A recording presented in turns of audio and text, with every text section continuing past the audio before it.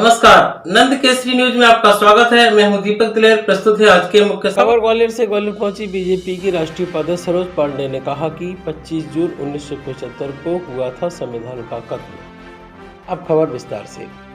ग्वालियर में आपातकाल की 50वीं बरसी पर आयोजित कार्यक्रम में शामिल होने पहुंची बीजेपी की राष्ट्रीय उपाध्यक्ष सरोज पांडे ने कांग्रेस पर तीखा हमला बोला। सरोज पांडे ने 25 जून 1975 को देश के इतिहास का काला दिन करार दिया और कहा कि इसी दिन संविधान की हत्या हुई थी। ग्वालियर में आयोजित आपातकाल स्मृति कार्यक्रम में सरोज पांडे ने कहा कि 25 जून 1975 को तत्कालीन प्रधानमंत्री इंदिरा गांधी ने देश को आपातकाल के अंधेरे में धकेल दिया। उन्होंने आरोप लगाया कि इंदिरा गांधी ने सिर्फ अपनी सत्ता बचाने के लिए लोकतंत्र और संविधान को कुचल दिया। 25 जून 1975 को संविधान की हत्या की गई थी। आज हम उसे काला दिवस के रूप में याद कर रहे हैं ताकि आने वाली पीढ़ियों को बताया जा सके कि किस तरह एक प्रधानमंत्री ने अपने पद की रक्षा के लिए देश के लोकतंत्र को कुर्बान कर दिया। कांग्रेस के पास आज कोई मुद्दा नहीं बचा, इसीलिए वो इतिहास से भाग रही है। सरोज पांडे ने कहा कि कांग्रेस पार्टी आज भी अपनी राजनीतिक जमीन बचाने के लिए ऐसे कार्यक्रम कर रही है, जबकि जनता विकास की राजनीति चाहती है। उन्होंने साफ किया कि बीजेपी आने वाली पीढ़ी को सच से अवगत कराने के लिए इस तरह के कार्यक्रम कर रही है। आइए देखते हैं ये रिपोर्ट। अभी इधर आ रही है, आ रही है, यही आ रही है। हाँ तो बस यही कर ले।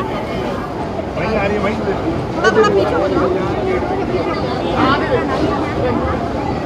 भारतीय जनता पार्टी जिंदाबाद जिंदाबाद।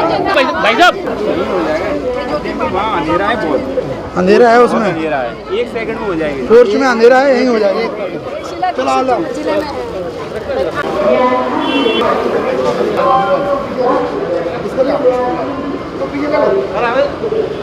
पीछे हटना।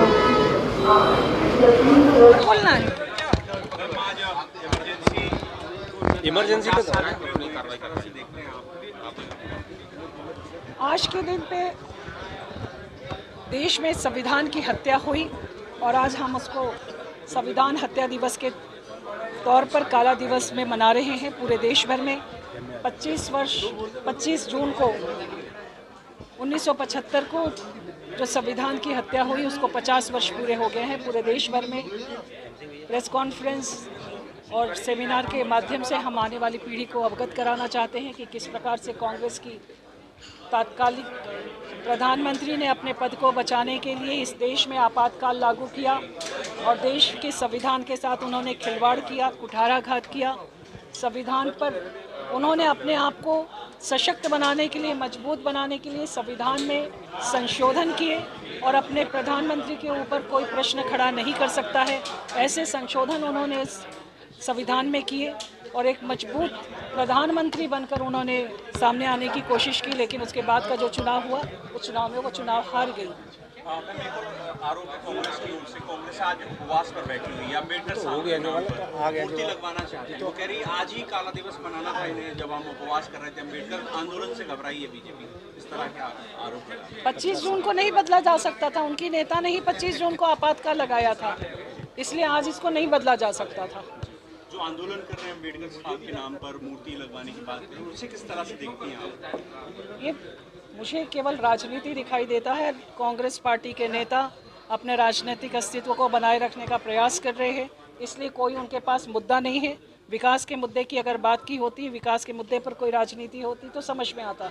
कांग्रेस पार्टी केवल अपने राजनीतिक अस्तित्व को बनाए रखने के प्रयास में आज ये कार्यक्रम कर रही है।